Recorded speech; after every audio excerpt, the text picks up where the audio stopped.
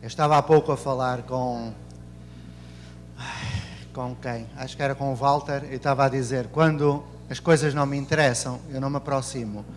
Quando me interesso, sou muito chato, faço muita pergunta e tal. E quando entro, saio de baixo, que sou mesmo incómodo. Portanto, por isso é que eu não sei se é bom, se é mau, vir para o Brasil. Para vós, para mim é bom. Eu estou há 5 anos numa corrida sem nexo, mas que me tem ajudado muito a procurar outros caminhos que não sejam a Escola da Ponte, porque a Escola da Ponte, para mim, acabou. Há um tempo para cada coisa. Acabou, não. Eu vou lá em novembro, dezembro, janeiro, para trabalhar com aqueles a quem eu devo lealdade, que são aqueles que vão continuar a escola sem mim. Ainda bem que continuam. Mas estou à procura de outros caminhos, como toda a gente. E eu penso que encontrei no Brasil um espaço e um tempo em que eu não sei o que vou fazer, nem quero saber, mas que julgo ser alguma coisa que pode ajudar e que me pode ajudar. Isto foi a propósito da notícia da Dora, porque finalmente consegui ter um visto de permanência, de aposentadoria, tratam-me como velho. Aqui há dias numa escola, é verdade, aqui há dias numa escola, eu trabalho em muitas escolas do Brasil, trabalho na escola. Eu não sei trabalhar assim, para mim isto é difícil de fazer. Não sei fazer fala, e já vão ver que eu não sei. Aqueles que nunca estiveram vão já ver que eu não sei. Então eu estava numa escola e entrei, trabalhei com as crianças e ao fim de umas 2 horas juntamos todas as crianças da escola, porque eu estava só numa turma, e eu perguntei às crianças o que vos vou perguntar já a seguir. O que é que quereis saber? Que é assim que eu começo. E a primeira criança que me fez a pergunta deixou-me traumatizado. Perguntou-me, olha, o senhor conhece o Cabral? Eu sei que tem um aspecto degradado, velho. Tão velho não, 500 anos. Eu pensei, bom, eu fiquei em estado de choque. Mas é assim. Para as crianças a noção do tempo é outra, não é? Aliás, nessa mesma escola, e é uma coisa que eu também vos quero pedir, é desculpa por falar português. Não é? Peço. É? Eu não gosto mais de brasileiro, mas eu não consigo falar brasileiro. Português leva tempo a aprender, eu ando há 5 anos para aprender brasileiro, ainda não consegui. E então, aqui há uns dias, houve uma criança numa escola, ainda hoje falei disso, ao fim de algum tempo, eu estava a trabalhar num grupo. Eu gosto é de estar em sala de aula. Eu não dou aula, que eu não sei dar aula, mas estou nas salas de aula quando me convidam, porque eu aprendo sempre alguma coisa nas aulas. E eu então estava a conversar para aí há 1 hora ou mais com um grupo, trabalhando com um grupo de 3 crianças. De repente uma delas perguntou-me, olha, que língua é que o senhor está falando? E eu fiquei espantado, eu pensava que estava a falar português, e disse, eu estou a falar português. E diz a criança, não está não, português sou eu que falo. Eu fiquei a olhar para a criança, e nós aprendemos imenso com pergunta de criança, aprendemos sempre. E eu então compreendi o que foi que aquela criança me ensinou sem abrir a boca. Foi que eu estava no pressuposto de que o português falado por 10 milhões era o português. E não o que é falado por muitos milhões, entre os quais 180 milhões falam o português do Brasil. E então a criança ensinou-me como eu era etnocêntrico europeu do primeiro mundo. Cabralístico, lógico. Então eu vou tentando aculturar-me, tentando entender a multiculturalidade do Brasil, tentando falar um português que seja compreendido. Mas nem sempre o é. Eu peço perdão se não me explicar. Se eu não me fizer entender por falar neste português assim, de Portugal, muito antigo, ou falar muito rápido, vós interrompeis e dizeis, ó português, volta lá a dizer que eu não entendi nada. Eu volto e digo quantas vezes forem necessárias. Aqui há dias, no final de uma fala, eu disse assim, espero que vades daqui com... Ficou tudo a olhar para mim. Que vades? De onde é que ele saiu? Pré-histórico. Bom, vades é o presente do conjuntivo na segunda pessoa do plural. Que vós vades. Só que ninguém diz isso. Só eu que já sou do tempo dos dinossauros. E, portanto, é preciso que entendam que eu vou falando o português de Portugal sem me fazer entender no Brasil. Porque quando eu falo em Portugal, eu vou fazer agora um curso numa universidade em dezembro, lá em Portugal, eu já sei.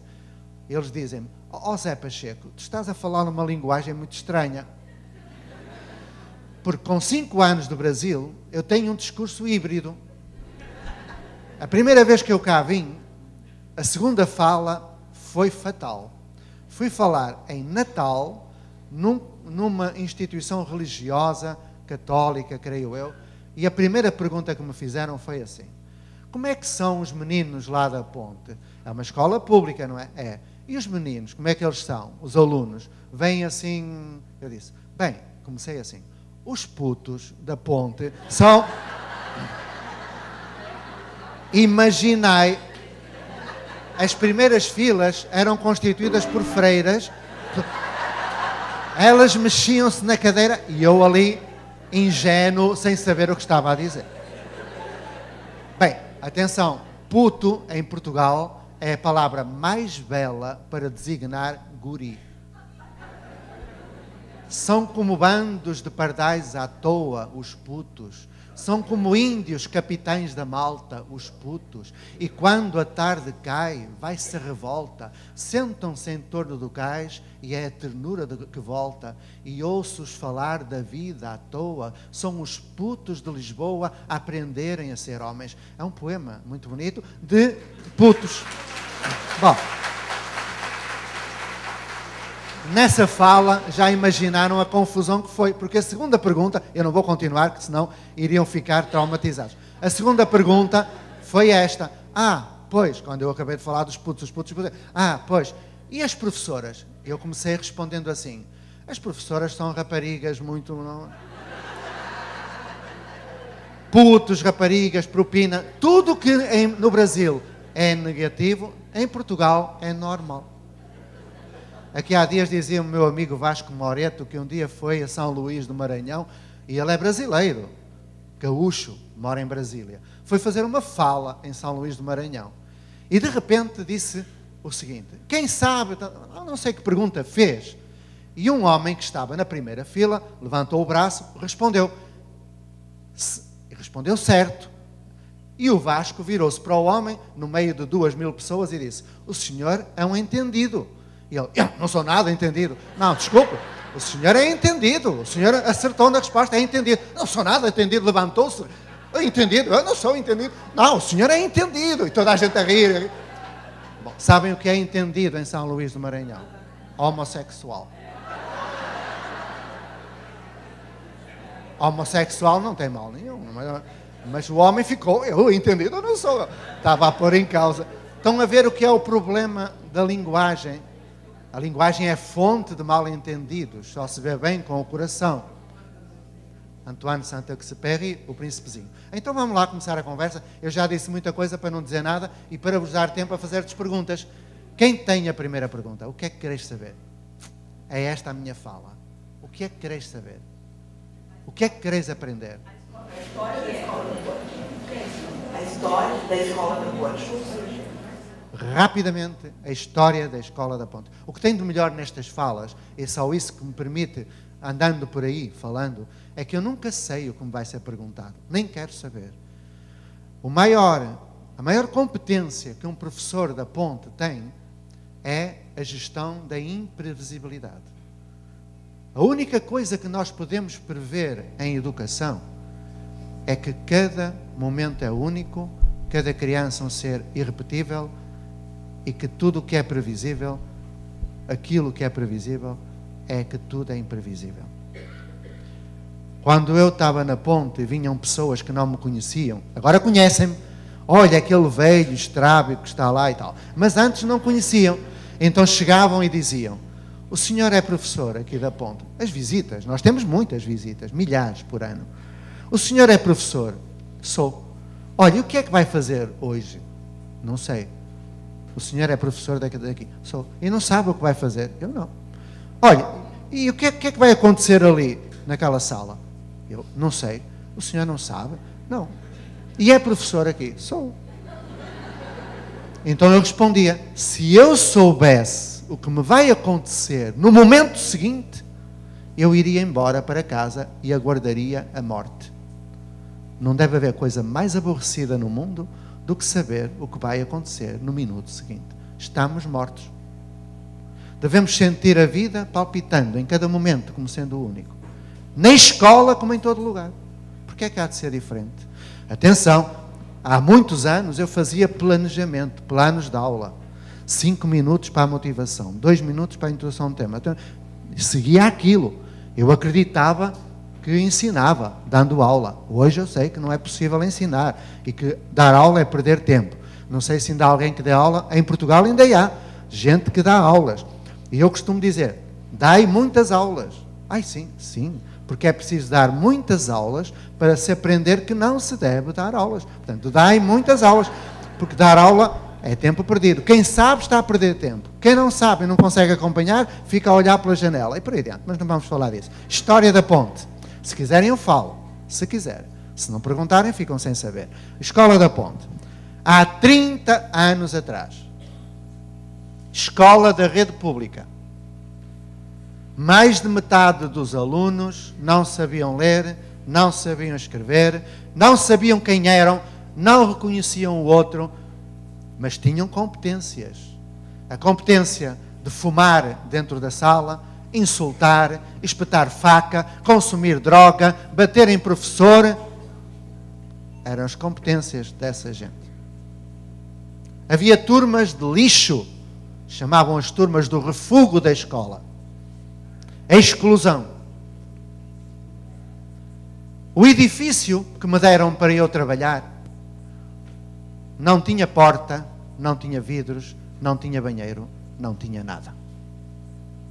Tinha uma turma pequenina, a turma mais pequena que eu tive na vida enquanto tive turmas. Depois acabamos com isso, que é só tralha. Mas quando tive turmas, foi a turma mais pequena que me deram. 30 alunos, pouquinhos. 30, aquilo era uma brincadeira. Eu tinha trabalhado com 50, portanto, 30, e eu podia trabalhar com 100. Desde que eles me ouvissem ao fundo da sala, eu dava aula. Portanto, 100, 120, 150, dá perfeitamente. É ensino transmissivo, não importa o número. Eu dou a aula, finjo que ensino, eles ouvem a aula, fingem que aprendem, e pronto. Mas se quiserem eu falo sobre a aula, que eu tenho umas coisas para contar. Se quiser. A aula. Já sei que daqui a pouco alguém vai perguntar. Não sou um manipulador. Continuando. Perguntei às minhas colegas professoras que lá estavam, já morreram todas, coitadas. Isto parece um velório. Elas tinham 60 anos, eu tinha 24. Eram boas professoras, à maneira tradicional. Excelentes profissionais. E eu também fui professor do ensino tradicional. Orgulho-me de ter sido professor do ensino tradicional. É sobre o ensino tradicional que se constrói o novo. Não é no vazio. Assim como é preciso haver uma pessoa para colocar o professor. Onde não houver pessoa, não há lugar nenhum para colocar nada. Mas isso depois eu explicarei se me perguntarem coisas sobre formação de professor. Continuando. Perguntei às minhas colegas professoras, muito mais experimentadas da vida do que eu, porque é que havia turmas de lixo. E elas deram um sorriso matreiro, olharam umas para as outras, dizendo, lá vem este inteligente, tem a mania que é diferente. E eu voltei a perguntar, porquê é que há turmas? E fiquei assim a pensar, olha que engraçado, eu perguntei porquê é que há turmas, já não disse do lixo. E elas disseram, sabe, estes alunos nunca vão aprender e nós metemos-los todos aí numas turmas porque eles, coitados, nunca vão dar nada, os pais também não deram, são analfabetos. E eu disse, mas porquê? Porque eles têm dificuldades de aprendizagem. E eu aí descobri logo algo que mudou o paradigma a que eu me refiro. Não há dificuldades de aprendizagem, há dificuldades de ensinagem. E isto modifica logo o azimuth. Depois disseram-me assim, ó colega, sabe como é? São crianças deficientes. E eu continuei dizendo, não há crianças deficientes, Há práticas educativas deficientes. E por aí adiante. Ou seja, todo o paradigma de escola como nós conhecemos foi questionado. Como questionamos? Ao longo de 30 anos, por cada pergunta que eu fiz sem resposta, descobrindo o absurdo das coisas, reconfiguramos a escola. Eu explico. Porquê é que há turma? Ninguém me explicou. Acabamos com as turmas. Se não tem explicação, não tem que existir. Porquê é que há séries? Ninguém me explicou. Porquê é que há séries? Silêncio. Eu falei para milhares e milhares e milhares. Eu ando há 30 anos a conversar com pessoas em lugares onde recebo 2.000, 3.000, 4.000 pessoas. No Brasil já tive 4.150, uma loucura, mas pronto. E então, eu pergunto, porquê é que há séries? Só pergunto isto. Ninguém nunca me explicou. Se houver aqui alguém que me explique. O silêncio é a resposta. Pero que las hay, las hay. E é aí que começa o problema. É na existência do absurdo que começa por falar do aluno. O aluno, o abstrato. Qual aluno? O Manuel, a Maria, o João, a Joaquina? Em abstrato, o aluno. Que aluno? A turma, o que é isso? A série, o que é isso? Porquê é que há ciclos? Ninguém sabe. Porquê é que há prova? Ninguém sabe. Senão podemos conversar. Eu provo-vos que não deve haver prova. Porque é um absurdo. Porquê é que há ano letivo? Ano letivo, um absurdo. Porquê é que o professor está sozinho na sala de aula? Outro absurdo. Nunca mais professores sozinhos na sala de aula. A profissão de professor é uma profissão solidária, não é uma profissão solitária. Metam isto na cabeça. Depois, perguntei porquê é que as crianças não foram alfabetizadas. Não foi porque fossem burras, como diziam, mas porque os professores não souberam ensinar. Ensinaram o peu, a pá, do popó, do pipi, do quiqui, do xoxó, frases idiotas. Que eu também ensinei. Que eu também ensinei. Que eu também ensinei. Quando só sabia um modo de ensinar. Hoje eu sei ensinar de 10 maneiras diferentes. 10 metodologias de alfabetização. Fui especialista nessa área. Se é que eu fui especialista em alguma coisa. Então, durante 30 anos, acabamos com turma, horário, carga horária, porque carga é para burros, série, ciclo, toque de campainha, acabamos com a campainha, acabamos com o diretor, porque é preciso diretor, acabamos com a raça deles, acabamos com o livro de ponto, acabamos com a justificação da falta, as pessoas tinham que justificar a falta. Olha aí lá, em escolas, eu quando vou às escolas brasileiras, abro o projeto educativo e vejo Vygotsky para um lado, Piaget para o outro, Dewey, Montessori, aquilo, não falta nada lá. Depois dizem, vamos formar o cidadão respeitador, não. Ok. Vamos gerar autonomia nos nossos... Ok. Autonomia. Ninguém dá o que não tem. E numa escola onde haja diretor livre de ponto, justificação de falta, não há professores autónomos e irresponsáveis. Há exercício de poder vertical, há mecanismos de poder perversos, há irresponsabilidade. Não há autonomia, e se não há autonomia nos professores, nunca vai haver nos alunos. Ninguém dá o que não tem. A questão é esta. Mas enquanto vós não fordes autónomos, que haja diretor, que é o que cada um merece. Quando eu fui eleito diretor, só fiz uma coisa. Fiz um papel, uma circular, e pedi à faxineira, Fatinha, faça-me um favor, leva todas as salas. E a circular dizia isto: a partir de hoje eu sou diretor, a partir de hoje deixo de ser. Somos todos diretores nessa escola e se me elegeram eu tenho o poder de decidir. Ponto final. E acabou.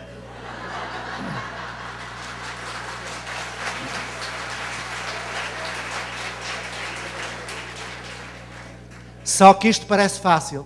Nem queiram saber a confusão que foi. Porque as pessoas gostam de ser controladas, gostam de ser mandadas, não têm responsabilidade. Ai, não é meu, não fui eu. Não, na minha escola não. Na minha escola, a liberdade de um começa onde começa a liberdade do outro e não onde ela acaba. Somos todos igualmente responsáveis por tudo o que acontece. Eu sou individualmente responsável pelos atos coletivos. Eu sou. Nesse aspecto eu não sou pós-moderno, como noutras coisas. Eu assumo a minha responsabilidade individual pelos atos do coletivo. E o coletivo sou eu sou o coletivo, sem abdicar da minha autonomia pessoal. Vejo no outro alguém significativo, alguém que me ajuda e que eu possa ajudar, que é tão importante quanto eu, que não tem defeitos, porque os defeitos que eu vejo no outro são os meus defeitos projetados nele. É esta mudança cultural que está na base da mudança da ponte.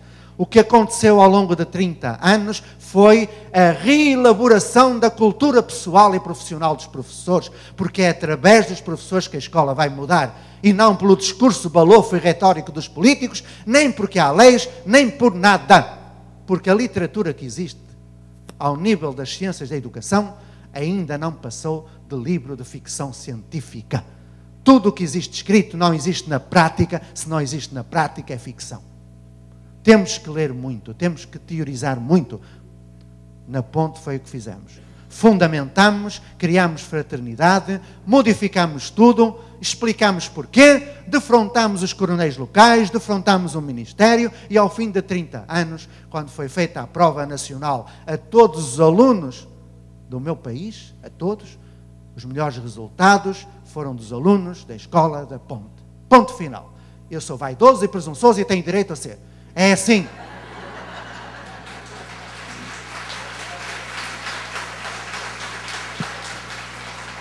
Mas falta acrescentar uma coisa.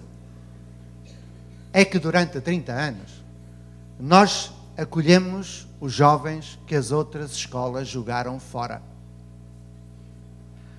Síndrome de Down, paralisia cerebral, spina bífida, Asperger, hipercinético, disléxico, tudo isso. Se na outra escola não aprende, a psicóloga, o pedopsiquiatra, manda para a ponte. E eles entram. Não há limites. Criança que é violada, faz um aborto, é expulsa da escola, vai para a ponte. Criança que o pai morre com AIDS e a mãe com heroína, está num asilo de órfãos, tem escola ao lado, a 20 ou a 30 quilómetros da ponte, não vai para a escola ao lado, vai para a ponte. Metem-nos num ônibus de manhã, levam-nos para a ponte, vão buscá-los ao fim da tarde para os levar para o asilo, longe, porque são violentos, dizem as escolas. Jovem que bate em professor ou que foge de escola, vai para a ponte. E na outra escola, onde ele foge da escola, tem um portão com um cartão magnético, com cerca elétrica, fechado com um vigilante. E ele foge. Quando vem para a ponte, não há portão, não há cartão, não há vigilante. E ele não sai. Jovem que põe professor em estado de coma, eu digo sempre isto e ficam a rir, pensam que é mentira. Eu estou a falar de casos concretos. O André, de 15 anos, na escola onde estava, zangou-se com o professor, bateu-lhe, o homem desmaiou e o André deu pontapés na cabeça com as botas de caça que ele tinha e pôs o professor uma semana no hospital entre a vida e a morte. À frente de todos os alunos, incitando o André, mata, mata, mata. É isto as escolas do meu país. Esse André foi expulso da escola, lógico. Para onde é que ele foi? Para a escola da Pontes. É um jovem maravilhoso. Tem 20 e tal anos hoje. Coordena uma pizzaria. É muito meu amigo. Tem lá os irmãos. Filho de uma prostituta, de pai incerto. Um jovem maravilhoso. Só que quando entrou na ponte, fez a reciclagem dos afetos. Considerou que realmente estava num mundo diferente, porque nós exigíamos dele com autoridade. E ele entendeu que não ia fazer mais aquilo que fez, porque nós nos interessávamos pela pessoa dele, antes de nos interessarmos pelo aluno. Ele compreendeu o que era um professor tutor ao seu serviço a cada hora, a cada momento. Entendeu o que era uma comissão de ajuda. Entendeu o que é uma assembleia. Entendeu o que é um grupo heterogéneo. Entendeu o que era a escola. porque ele era inteligente e não era violento. Fizeram-no violento. Diz-se das águas do rio serem violentas, nada se diz das margens que as comprimem. Ainda há pouco falei nisso. Então é assim, Escola da Ponte está a começar. 30 anos depois, o autor